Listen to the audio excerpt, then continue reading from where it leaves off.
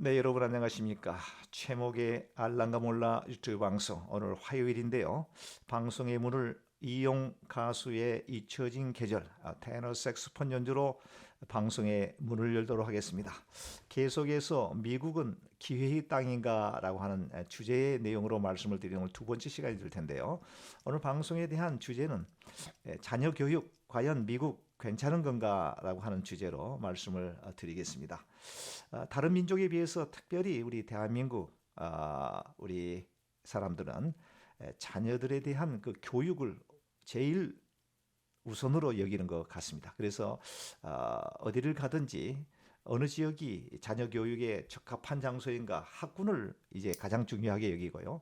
또 그러다 보니까 학군이 좋은 지역이 역시 그 집값이 또 다른 타 지역에 비해서 상당히 높게 그렇게 형성이 되어 있습니다. 그럼에도 불구하고 제일 우선적으로 여기는 것은 뭐니 뭐니 해도 부모님들의 그러한 그 경제적 또 부모님들의 어떤 문화적 혜택 막 이런 것보다는 자녀의 교육의 그 질이 어느 지역이 가장 좋을 것인가라고 하는 점에 초점을 두고 있는 것을 볼 수가 있습니다.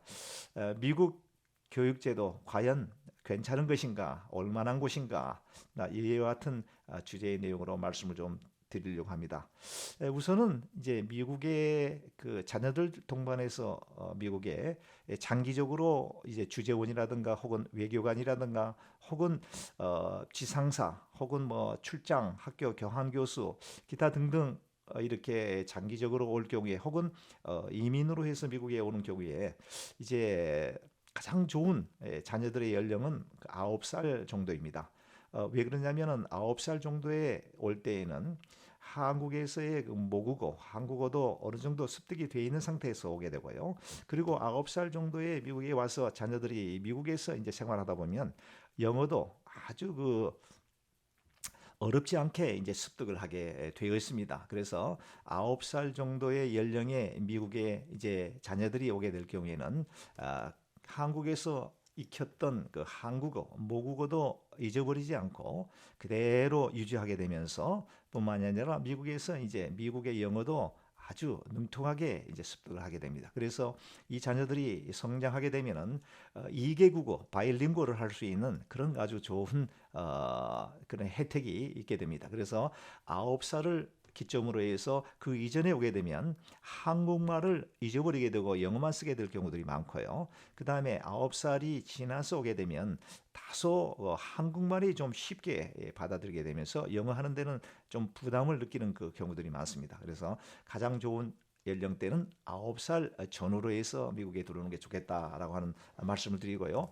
미국의 교육 제도는 한국의 제도와는 조금 약간 다르죠. 그래서 킹더가든이 있고요. 킹더가든이 이제 한국으로 말하면 한 유치원 정도가 됩니다. 그래서 초등학교가 이제 5년제로 되어 있는 그 학군이 있고 또 6학년까지 이렇게 되어 있는 그런 그 지역이 있습니다. 그거는 이제 각 그 카운티마다 약간 차이가 있는데 뭐 그건 그다지 중요하지 않고요. 그래서 한국에 비교할 것 같으면은 초등학교 한 6학년, 6년 그리고 중학교 과정이 이제 3년, 고등학교 과정이 3년에서 도합 12년 과정으로 이렇게 형성이 되어 있는데 어떤 그 카운티에는 중학교가 2년으로 잘라지게 되고 고등학교가 4년으로 되어 있는 그런 그 카운티가 있고 또 어떤 데는 3년 3년 이렇게 되어 있는 그런 카운티도 있고 그럽니다. 근데 그건 그렇게 중요하지 않습니다. 그래서 이제 킹더가든이 되게 되면 이제 정식적으로 초등학교 한국으로 말하면 1학년 정도의 이제 입학을 하게 되는 그런 경우가 되게 되는데요.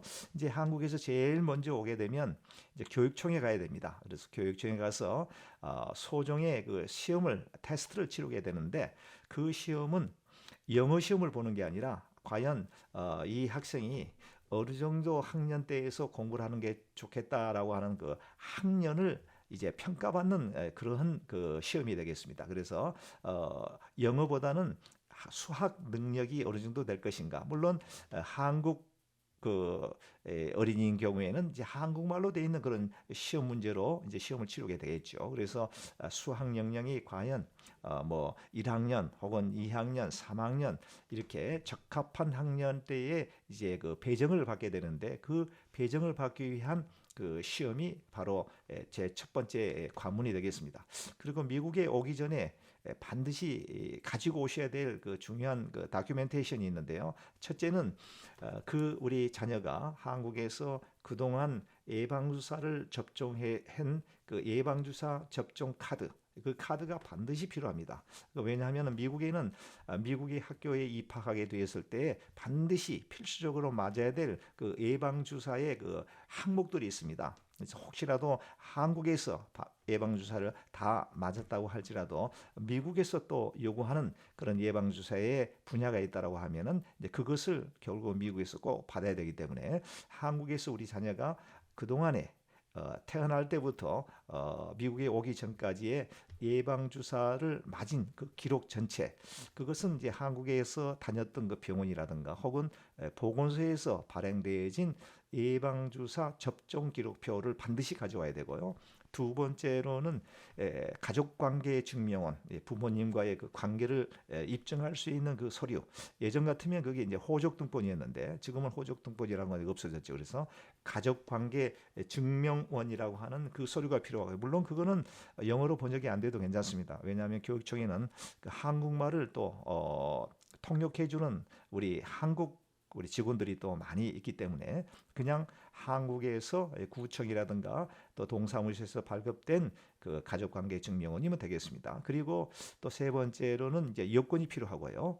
또 하나는 그 성적 증명서, 한국에서 몇 학년 몇 학기까지 공부를 했는지에 관련되어 있는 그 성적 증명서가 필요하고요. 그러나 또 한 가지 중요한 내용은 비자가 필요 없습니다. 미국에서는 네가 어떤 비자로 미국에 와 있느냐, 현재 신분이 살아 있느냐 죽어 있느냐, 뭐 관광 비자냐 혹은 뭐 다른 비자냐 이것은 특히 이렇게 중요하게 여기지는 않습니다. 그게 참 미국이 좋은 것 중에 하나이죠. 그래서 초등학교 엘레멘터리 스쿨부터 이제 미들 스쿨, 하이 스쿨, 고등학교까지는 이제 무상으로 미국에서는 모든 그 연령대에 있는 학생들이 공부를 원한다라고 하는 의무적으로 받을 수 있는 그 권리가 있다라고 하는 말씀을 드리게 됩니다. 참 미국의 교육 제도는 참 잘 되는 것 같습니다. 그래서 소정의 시험을 치르고 이제 학년을 배급받게 되면 자기가 살고 있는 그 지역에 소속되어 있는 그 학군 그 학교를 배정받게 되고 그 다음에 교육청에서 주어진 그 노란색 봉투가 있는데 그 밀봉되어 있습니다. 그걸 이제 함부로 오픈하면 안 되겠죠. 그래서 그걸 가지고 이제 자녀들과 함께 학교의 오피스에 찾아가면 되는데 찾아가서 오피스에서 그 봉투를 드리게 되면은 담당 직원이 그 봉투를 이제 오픈해서 이제 그 자녀가 몇 학년 또 어느 선생님의 클래스에서 공부를 해야 될 것인지를 배정받게 되고 이제 공부를 하게 되는데 한국에서 이제 온 자녀들이 영어가 이제 전혀 불가능한 상태에 있기 때문에 일단은 정상적인 수업 클래스에 이렇게 들어갈 수가 없도록 되어 있고요. ESL 코스에 이제 들어가게 되고 그리고 정상적인 클래스에는 뭐 예능이라든가 혹은 체육 시간이라든가 이렇게 그런 특별한 시간 영어가 그다지 필요치 않는 그런 그 클래스에는 이제 같이 정상적인 레귤러 학생들과 같이 공부를 하도록 하지만 그 외에는 이제 ESL 과정에서 아주 기초적인 영어부터 하나 둘씩 이렇게 공부하게 됩니다. 그런데 참 신기한 게 그렇게 해서 한 6개월 정도 한 학기 정도를 공부하게 되면 전혀 ABCD 하나도 몰랐던 우리 자녀들이 거기서 우리 미국에 있는 애들과 같이 생활하게 되면서 서서히 마치 우리 사투리를 우리가 습득하는 것처럼 은연중에 아주 영어를 아주 유창하게 이제 하게 됩니다. 그래서 한 학기 한 두 학기 1년 정도를 이제 꾸준하게 공부를 하게 되면 그 다음 해부터는 거의 정상적인 클래스에서 공부를 하는데 지장이 없을 정도로 아주 깜짝 놀랄 정도로 우리 자녀들은 영어 습득이 그렇게 돼가고 있는 것을 볼 수가 있습니다. 그래서 우리 부모님들이 내 아들이 내 딸이 미국 가서 미국 학교에서 영어로 수업을 할 텐데 과연 그것을 따라갈 수 있을까라고 대다수의 많은 부모님들이 걱정하는데 전혀 걱정할 필요가 없습니다. 또 한 가지는 이렇게 중간에 미국에 와서 우리 자녀들 이제 정상적인 그런 그 학생들과 같이 공부했을 때 혹시라도 이렇게 늦게 출발하기 때문에 과연 수업을 따라갈 수 있을까라고 하는 그런 점이 있어서 매우 걱정하는데 전혀 그것도 걱정할 필요가 없습니다. 미국의 그 제도가 참 잘 돼 있는 게 그 이전에 미국에 입학하기 전에 학교에 입학하기 전에 다소 배우지 못했던 그런 과목들이 그런 그 진도가 있다고 할지라도 전혀 문제가 없이 모든 커리큘럼이 아주 그 자녀들에게 맞도록 그렇게 잘 되어 있기 때문에 그건 부모님 지나친 염려와 걱정입니다. 그래서 우리 자녀들은 걱정할 게 전혀 없습니다. 문제는 우리 부모님들이 어떻게 영어 공부를 미국에서 잘 해나가느냐 이것이 문제입니다. 그래서 저는 우리 자녀들이 이제 미국에 올 때 9살 정도의 그 전후에 미국에 오면 좋겠다라고 하는 말씀을 드리고요. 또 한 가지는 부모님들 걱정하는 그 영어에 대한 부분도 전혀 문제가 될 게 없다라고 하는 것이고 또 이제 처음 학교에 입학하게 되면은 영어가 안 되기 때문에 조금 전에 말씀드렸지만 이제 그 ESL 클래스에서 가보면 거의 이제 뭐 가위 같은 걸로 이제 뭐 풀 같은 걸로 뭐 공작이라든가 혹은 뭐 그런 그 미술 어떤 그 모형 같은 걸 이렇게 만들고 장난감 같은 뭐 이런 걸 가지고 이렇게 거의 이제 부모님 시각으로 볼 때는 이거 수업이 아닐 정도로 이렇게 노는 것처럼 보이지만 그것도 영어를 습득해 가는데 하나의 과정으로 우리 선생님들이 계획된 그 프로그램이어서 그렇게 하는 것이니까 지나치게 걱정할 필요는 없다. 학교에 완전히 트러스트 믿고 맡기게 되면 우리 자녀들은 거기에서 아주 자유롭게 한국에 있었을 때의 아주 그 스파르타식 그 교육보다는 아주 자유로운 분위기에서 서서히 미국의 교육제도 또 미국의 문화 친구들과 어울려 살면서 언어를 잘 습득하게 된다라고 하는 점이 되겠습니다. 그래서 미국의 자녀들 교육제도 뭐 괜찮습니다. 그리고 다음 시간에는 이제 조금 더 구체적으로 우리 자녀들이 미국에서 공부한 이후에 취업 문제라든가 진로에 대한 문제 이런 부분에 대해서 제가 또 말씀을 좀 드릴까 합니다. 오늘 방송의 내용은 여기까지고요. 다음 시간까지 여러분들 안녕히 계십시오.